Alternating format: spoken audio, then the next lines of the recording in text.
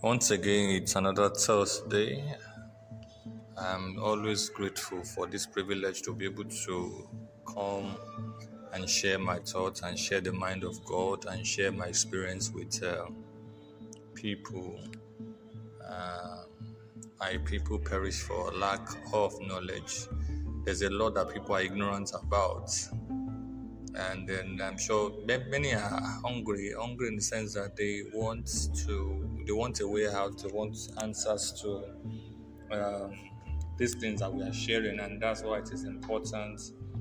I'm always making this plea, and the essence of this plea is for you to help us to share to people so that they can get acquainted with this information, they can know this information, they can be protected so that they will not fall prey to these things, because I can assure you many are ignorant of these things and many are falling victim to these things. This is not the devil, this is just ignorance. And my people perish for lack of knowledge. And the devil also preys on these things and uses it against them. A broken engagement, they say, is better than a broken marriage. And many today, they are in a relationship that they know is leading to nowhere, so it will hit the rocks one day. Even when it leads to marriage, the marriage, they will not enjoy the marriage. And that's why I can say for free, I can tell you for free, that even as a Christian, as a child of God, the rate of divorce has increased, and it will keep increasing because of this simple truth that we started sharing about. What is the truth about red flags? Red flags, warning sign. There are things that you as a child of God need to look out for. Don't be blinded by, say, I love him, I love her, he's the love of my life. If I see her like this, my liver will cut. Sorry, I'm just making mockery of those that say something. Love is good. Love is good. And love is good when it's understood. Love is good when it is objective. Love is good when the source of the love is God. Yes, when the source of the love is God. I told us a story last week about the film that I watched that it just buttress, what I meant, what I'm trying to share about red flags. People will be in relationship and they know they don't love the person, whether him or her. They're in a relationship because of pity. They're in a relationship because of the commitment the person made.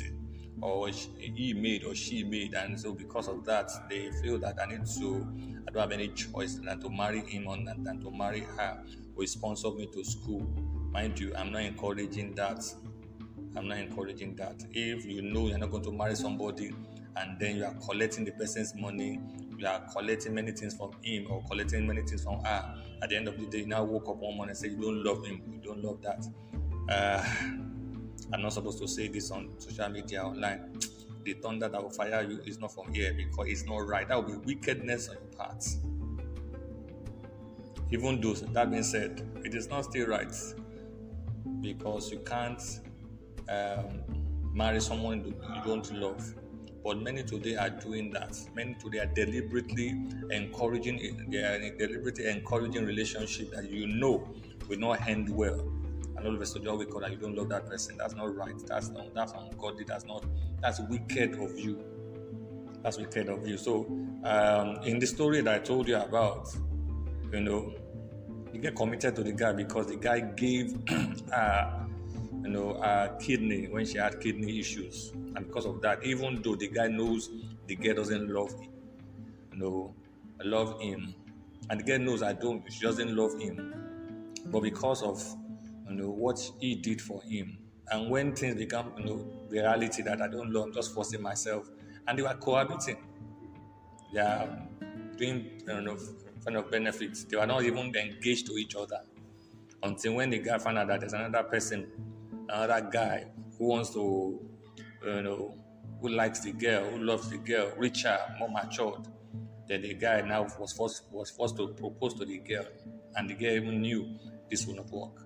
And many today are falling into this trap. But I don't know. These are times where people are pushed there and there, pressured by parents, pressured by society, pressured by the class to which they are. And it's a class to which they are, maybe friends, classmates, classmates, churchmates, the church they attend, and feel that you are getting old. You're supposed to get married. Traditional mindset, traditional pressure at this stage. Why are you not married? All those things like that. That being said, so many things wrong with the system, and it is important for you to understand also. I believe I am talking to children of God. I'm not talking to unbelievers, even though unbelievers can learn from these things because it is practical. So we have had so many times I've been told to stay, clear of people who exhibit red flags in relationship, but exactly what common signs should we be looking out for?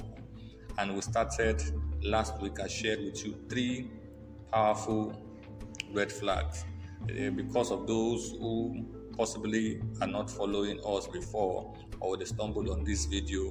What are red flags? Red flags are warning signs that there may be unhealthy patterns or behaviors between you and your partner.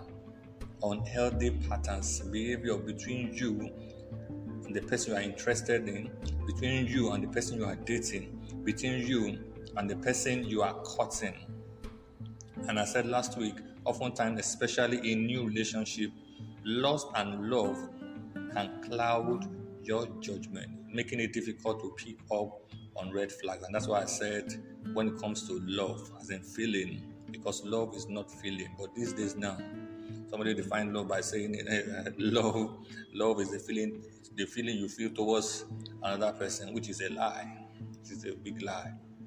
It's a big lie. So I started talking about red flags last week.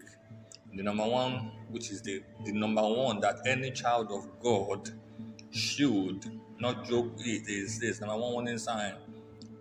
A relationship with God is not a priority for that person when that person does not have Jesus in his or her life, because Jesus is the only source of true love. So if you are looking for true love, you can't give true love if you first have not experienced it.